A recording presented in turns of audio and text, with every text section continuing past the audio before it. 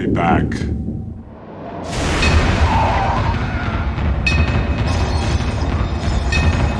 Come with me if you want to live.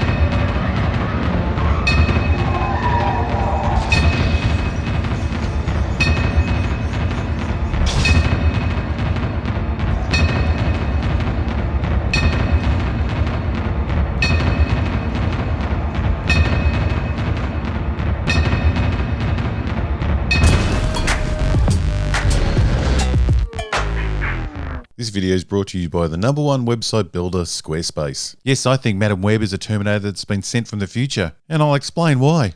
Your voices are like drilling in the center of my skull, and I need to think. Do you ever realise that a film you're watching that seems crap is actually amazing? You just didn't understand it. Well, Madam Web must be one of the craziest films I've ever seen. This film is really bordering on the old it's so bad it's good. Think of Showgirls with less TNA. I used to love Doggy Chow. I used to love Doggy Chow too. One of those late night screenings of The Room where people participate in the film and call out all the crazy bits. I did not hit her. It's not true. It's bullshit. I did not hit her. I did not. Oh, hi, Mark. Yes, we're at that level. Madam Web is so bizarre it's bordering on entertaining, where the not so long ago release to The Marvels was an absolute slog to get through, where time stood still and the minutes ticked slowly by, while the time just skipped by watching Madam Web. I was in amazement from start to finish. The truly bizarre script, the I could not give any less fucks acting from Dakota Johnson, the constant exposition to explain everything we're watching on screen. Research on Amazonian spiders, peptides, more peptides. Spider people. The extreme ADR issues. Teenagers now, but in the future, they have powers, and they will try to destroy me. I came from nothing, less than nothing. I will not give up everything I've built and have my life cut short. The over-obsession with CPR. Madam Web being one of the worst heroes of all time. Madam Web's IQ and personality. All of it was mesmerising. And don't worry about getting hit over the head with the latest woke message. There's none of that in this film. This film just causes eye-widening staring at its craziness. It's just a good old-fashioned shit film. Well, that's what I thought until the light bulb went off and I realised Madam Web is a reprogrammed Terminator from the future. And when I realised that, that's when the film became amazing.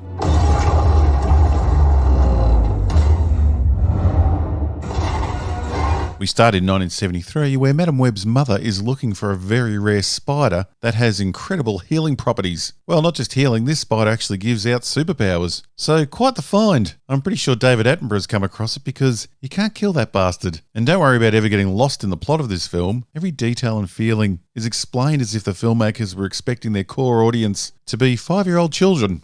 As if they had the ability to glimpse the future. And that's 5-year-old children with learning problems. Why don't you explain this to me like I'm 5?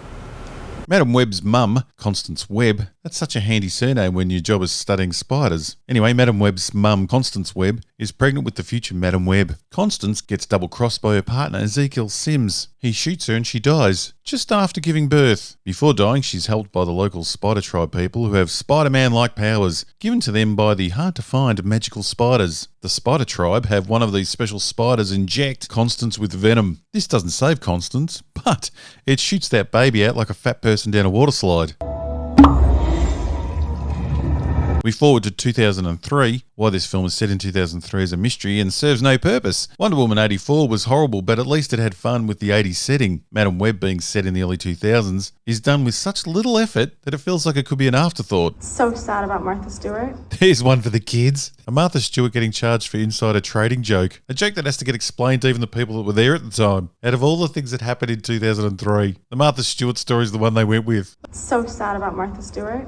Even the tech in the movie doesn't know it's 2003. Modern computers with flat-screen monitors and internet surveillance is everywhere. If it wasn't for the presence of early 2000s terrible music and everyone wearing midriff tops, you would swear the film is set in current day. My dad was raking in a ton of money for making plastics that pollute the ocean. Madam Web Cassandra, or Cassie to her friends. How she has friends is beyond me. Cassie is working as an ambulance driver, where she has a near-death experience that triggers her ability to see the future. Meanwhile, our film's bad guy, Ezekiel, now has spider-like powers and strength. Well, the strength is questionable as it constantly changes to suit whichever scene we're in. He can also see the future, though these future-seeing abilities are sketchy to say the least. He's having nightly visions of 3 spider girls coming to kill him. This leads him on a mission to kill the 3 young girls before they get to him. So far so good, except when stories play with visions of the future, there are usually some rules as to what is locked in place for the future, and more importantly, what happens to the future if the present is altered. 1 out of 14 million we win, yeah?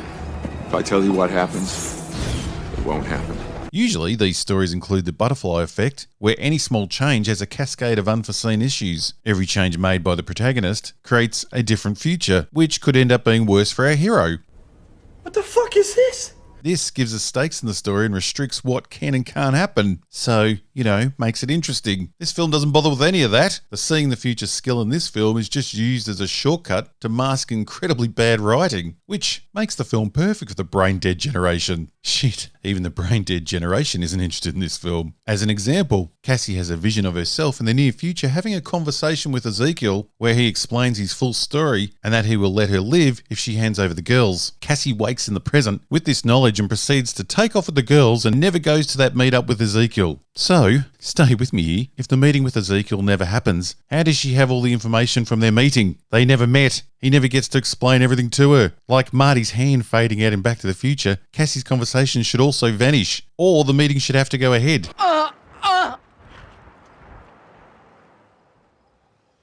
This type of complexity is what's meant to be the fun part about watching time travel future vision seeing stories. Doctor Strange saw every outcome from millions of possibilities and still couldn't stop Tony, spoiler, from dying. Now instead, if at the meeting Ezekiel had told her everything and then tried to double cross her and kill her, well then when she woke in the present it would have been more interesting if the meeting had to go ahead, but she could have prepared for the double cross moment. That would make some time travel seeing into the future sense. But in this film, Cassie can completely change or ignore the future with no consequences. Nothing in the future is set, and changing the present never comes back to bite her. As for Ezekiel's future-seeing abilities, his visions aren't even close to what happens. He is killed years earlier than his visions predicted, and by a completely different person at a completely different location. Ezekiel dies at a fireworks factory. The three people from his vision are also present. Wouldn't it have made more sense and been more interesting to have his visions set at the fireworks factory, with the death that actually happens? But maybe in his visions it's without Madam Webb. She could have been the missing piece of the puzzle that led to his death. But no, he just sees a completely different future. A fake future that still needs all the events of the real future to occur for it to happen. This drives me crazy. In the Bruce Willis film 12 Monkeys, we have a time-traveling character who has visions of his own future and possible death. And it's handled beautifully. If you haven't seen 12 Monkeys, please do. Watch before Madam Webb. But mentioning a film that good in a Madam Webb review just doesn't feel right. So let's move on. What even was Ezekiel's future vision and why was he having it? Was it from an alternative timeline? And if not, what was the change of events that led to a completely different future? Cassie had her abilities since birth, so it's not as if she was all of a sudden bitten by a spider and that changed the course of the future. Nothing happens in the story to trigger a changed future. It just happens. And if Ezekiel's visions were part of some plan to bring the three girls together, then that brings up a whole lot of other questions, like who is the omniscient God that sent him those false visions to set up a scenario for the three girls to meet Madam Webb? This is why you shouldn't hire hacks to write anything that includes time travel or time-altering visions. Just stick to the radioactive spider biting a boy. It's a lot simpler. Oh, and speaking of spider powers, we never see our three spider girls get their powers. We never actually see them in the present day as the masked heroes. We only see them in future visions. Visions from both Cassie and Ezekiel. Visions that match each other, even though we know that Ezekiel's visions were never true. Which is a good thing, because in his visions, our young future heroes straight up murder him. Not so superhero-ish. But no one does anything resembling a superhero in this film, especially Cassie. She's a straight up horrible human being. Cassie and her crew never save one other person, or even show concern for anyone else's safety. In fact, their actions get people killed. But self-preservation is the name of these heroes' game. The general public can go fuck themselves. Cassie has the same moral compass and concern for public safety as the Terminator, which is a fucking odd choice for a supposed hero. But the Terminator idea makes more sense the longer you watch the film. Scenes that at first make Cassie seem to be an absolute horrible bitch make way more sense if you see her as a cyborg sent from the future, with all of her responses and emotions programmed in. The line delivery, the choices of what to say, the knowing the future and being at the right place at the right time, the fact that she can't be hurt or killed, her general confusion when interacting with other people. It all makes way more sense if she is a robot sent from the future who has never dealt with humans before. This bit of knowledge actually makes the film fun to watch. You saved my stepmother, then you were super awkward about it. That does sound like me. Cassie can't see the future. She was programmed in the future for everything that's about to happen. Who are you? What is going on? I can see the future. kind of. And the proof of her being a robot is all through the movie. Moments like our time-traveling cyborg not being able to comprehend what a child's thank you card is. I'm serious. She's so confused she refuses to accept it. Take it. Just take it. And then complains that she can't fold it. What am I supposed to do with this? Just put it in your pocket and then throw it away somewhere else. Can't even fold it. It's like cardboard. Cassie the Cyborg's programming didn't include a lot of other common activities that we take for granted, like socializing with real humans. Cassie, what's your guess?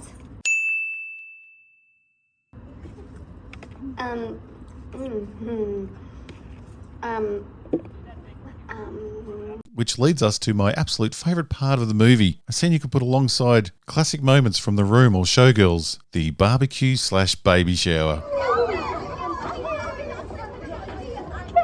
Let's just pause for a second from reviewing this masterpiece of a film to talk about today's sponsor, a sponsor that could help make your dreams come true, the dream of not having a boss. Squarespace, the #1 website builder. Now, starting a new business or getting yourself out in front of the world can be daunting. Where do you start? Well, the very first thing you should do is have a killer website. A website that not only looks fantastic, but one that also functions smoothly and can grow with your business. That's where Squarespace comes in. They make having an amazing website not only super easy, but also quick. Don't wait months to have some lazy website designer get back to you with a boring looking site. With Squarespace, you can literally have your awesome looking website up and running today. Start by signing up for a free trial, then choose from one of their professionally designed templates to get your ideas going. Make it your own with the ease of drag and drop designing using their custom design tool, Fluid Engine. Add photo galleries, portfolios, and video backgrounds. If you have a cool product, set up a storefront to sell directly to your customers. Or if your talent is in digital content, Squarespace has a members area where you can monetize your own content right on your own website. That's money straight to you, my friend. You can even set up online courses with multimedia lessons, progress tracking, and flexible pricing. This means you can be making passive income by sharing all that knowledge you've got stored in that brain of yours. Squarespace also provides secure payments and client invoicing. No other website builder can give you all of that. Go to squarespace.com/robothead and try Squarespace today for free. And then when you are ready to take off, use the code robothead and you will get 10% off your first purchase. See the link below. Go to Squarespace today and make 2024 the year of not having a boss.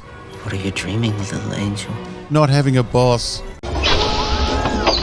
I saw this film on my own like a true loser weirdo, and I literally laughed out loud during this baby shower scene, to the complete annoyance of the 6 other people in the cinema, who were all well-fed women who seemed to be loving this film. Cassie the Cyborg arrives at the baby shower and immediately complains about a colleague's cooking skills, because that's not what cooking looks like in her database. Oh, that's really funny.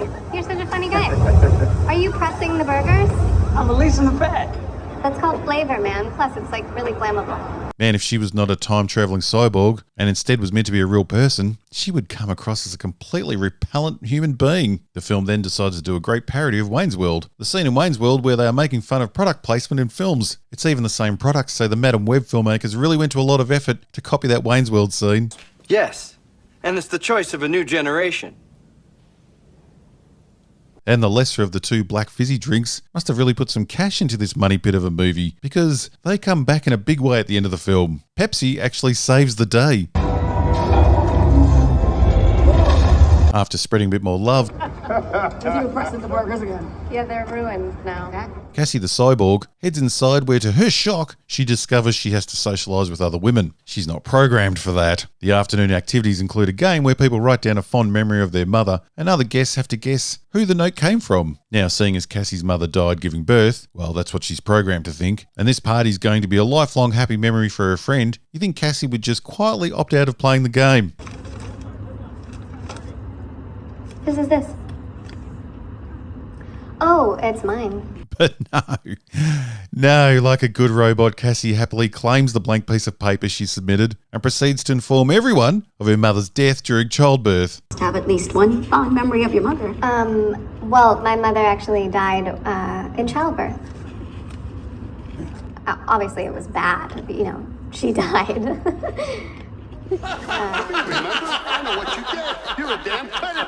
All right, just get the hell out. She then copies another famous robot and does a C-3PO and goes through the odds of dying during childbirth. Death in childbirth is super rare. Never tell me the odds. Hand on heart, it was one of the funniest things I'd seen in a cinema in a long time. And nothing's more impressive than a dude sitting on their own, laughing their head off during a film aimed at young women. But Cassie ruining her friend's baby shower with stories of death isn't the worst thing she does to her innocent pregnant so-called friend. Later in the film, she puts the mother-to-be, Mary, and her unborn baby in the path of a crazed, superpowered murderer by dropping off to her house the 3 future spider women who the psychotic spider dude is trying to kill. Cassie has no idea how the crazed killer is tracking the women. She found them through visions, so the killer could be using the same power, which means he could have turned up at that pregnant woman's house and slaughtered everyone at any moment. But because Cassie, the cyborg, has been sent back from the future, she knows everyone will be fine. Just like she knew taking the girls out and leaving them in the countryside on their own would be safe. She also did that with not knowing how the maniac killer was tracking them. Did I mention that the pregnant woman is Peter Parker's mum?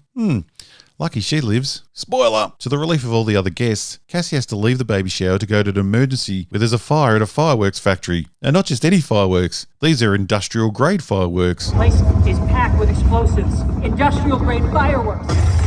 Which isn't a thing. There are commercial grade fireworks and display fireworks, but that takes a Google search to know, and these writers are just happy guessing what words mean. Just like how they guessed what CPR is and what it's used for, which is weird because, as I've said, this film is obsessed with CPR. She even starts CPR without diagnosing if it's necessary. We even get a training session on CPR. The only trouble is that Cassie the cyborg's programming accidentally deleted the mouth-to-mouth part of CPR, which is the fucking important bit. Even her lesson to the girls leaves out the mouth-to-mouth part, which was a shame. Poor girls won't save anyone. Cassie, wake up! Please, Cassie! Come back, Cassie. Surprisingly, they do save a drowning victim with no mouth-to-mouth. That's because cyborgs don't have lungs to fill with water. They weren't jump-starting her heart, they were pushing her batteries back in. Cassie arrives at the fireworks factory where she gets to do a lot of CPR, which makes her very happy. She even uses her cyborg senses to diagnose patients going past her that she hasn't even looked at. Wait.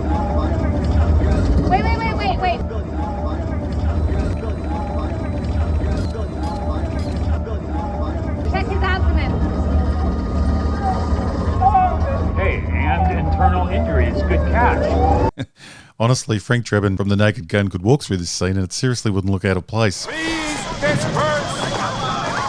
Nothing to see here. Cassie gets visions of her boss getting killed, and unlike me with some of the bosses I've had, she actually makes a half-assed attempt to save him. But he doesn't listen and gets killed anyway. Literal blood on her hands. This confuses Cassie the cyborg. Instead of thinking that she could have done more to save her boss, her programming concludes that she couldn't have done any more. Stupid robot Cassie. Hate to break it to you, Scrooge, but you can't change anything. Thankfully, an animal with a higher intelligence than Cassie, a pigeon, slams into the window and teaches her that yes, seeing the future does have some benefits, like preventing death. The sadness that, just like the pigeon, Cassie could have saved another human's life gets lost on Cassie because she's not human. The scale of the NSA surveillance is unprecedented. They can access everything. There's nowhere to hide. Have you seen this boy?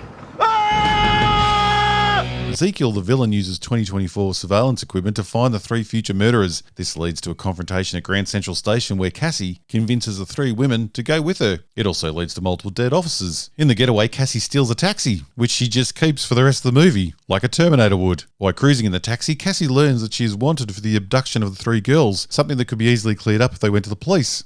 Sorry, no, you can't actually leave because you guys are the only ones that know what actually happened. Okay, well, this is what we're gonna do, okay? We're just gonna, lay low for a little bit. And, I'll figure out how to get out of this. For movie reasons, they don't go to the police. But don't worry, Cassie kicks the number plates off the taxi, and there's no way police are going to pull up a stolen taxi without plates. Now, often police have to be somewhat stupid in these films for the story to work. Well, the police in this film have set a new high bar for stupidity and laziness. One crime scene where a stolen taxi destroyed a diner, ran over a guy in a costume, and left with the 3 abducted girls, that crime scene just gets a piece of tape across the entrance. I'm sure there's no evidence in there they need to worry about. Within hours of the crime, Cassie parks the stolen taxi right out front of the crime scene, fully confident that the police have stopped working for the night. Another major crime scene, the fireworks factory, that was full of explosives. The place is packed with explosives. Industrial grade fireworks. Didn't even get the crime tape put across the door. Anyone can just wander in there. Come on, neighbourhood kids, go play in the smouldering fireworks factory. The police don't care. Nothing to see here. The police can't even be bothered staking out Cassie's apartment. She just comes and goes as she pleases. She even books an international return flight to Peru with no problem whatsoever. This woman supposedly abducted 3 young girls, stole a taxi, destroyed a diner, which could and probably did lead to several deaths, and the police can't even be bothered watching her apartment or stopping her using her passport. You have come back looking for answers. While we're at the diner, I like in the first scenario, she walks there within minutes. But in the second scenario, she has to drive flat out for miles just to end up getting there at the exact same time. Exactly how far away is that diner? You're showing off. Not yet. What really adds to Cassie either being a horrible character or a time-travelling cyborg is the complete lackluster performance from Dakota Johnson, who either cannot act or just doesn't give a fuck. I haven't actually seen the movie. Haven't you? Yeah, I probably won't. I don't know when I'll see it. Someday. Well, I'm guessing she just doesn't give a fuck. Loved the movie. It was so fun. It's hard to say that, though, because I'm sitting right here. Have you seen Madam Web? No, I haven't. I've seen Madam Web. It's Have good. you? Yeah. Is it good? Yeah, it's pretty good. Madam Web's in it. Yeah, it's pretty good. It is pretty good. All right. To add further proof that Cassie is a cyborg, she steals an ambulance, drives like a trained killing machine, and somehow crashes through a second-story car park concrete wall to take out our bad guy, just missing all of her friends. There is no human on Earth who could plan that direct hit and survive that impact. The impact either through the concrete wall or the landing. And look at her, she's fine. And it's not the spider juice running through her veins. We are told in the film that she hasn't gained any strength. You didn't get the gift of the greater physical strength or the ability to release poison. She can just survive anything, like a Terminator. The real question is this Sarah Connor? The chase leads back to the fireworks factory. Now, when I say fireworks, what we're really talking about is highly, and I mean highly dangerous large explosives that somehow Cassie has full knowledge of and can use to her advantage, like a trained cyborg from the future. I'm telling you, I'm right about this. The factory gets blown to bits by the fireworks, and thanks to Cassie, innocent people on a helicopter die. 36307 requesting airlift support dockside Queens. And Cassie splits her consciousness, or it's her soul, or who the fuck knows, to save each girl at the same time. And a Pepsi sign kills our villain. The writers decide to kill him like a true cartoon villain by dropping something heavy on him. Weird thing is, he had an ambulance hit him at full force and he seemed pretty fine. But the Pepsi sign, that Pepsi's a killer. Cassie the cyborg falls in the water and comes out blind and a cripple. Not really sure how this happened. I think maybe the salt water got into her circuits. But fear not, like any good cyborg, who only sees themselves as a machine, Cassie is fine with losing the ability to ever walk or see again. This young woman with a full life ahead of her is unbelievably happy to live trapped in a chair surrounded by darkness. It's all good because, for some creepy reason, the 3 young girls are now living with her. You all immediate family? Yes, they're all mine. And through her visions, she can see that one day they'll be all out killing people, and she'll get to rock a cheap pair of 80s sunnies that she found on eBay. No wonder she's so happy. How's your eyesight? I can see better than I ever have. Many people have said that Madam Web is the worst film of the year, or the worst film ever made. But I disagree. If you like drinking heavily, or partaking in the weed or edibles with friends, then there is a shit ton of entertainment to be found in this film. You just have to remember that Madam Web is a cyborg sent back from the future who has no idea how to deal with other humans. That is the only way to enjoy this film. What am I supposed to do with this? Just put it in your pocket and then throw it away somewhere else. Can't even fold it like cardboard.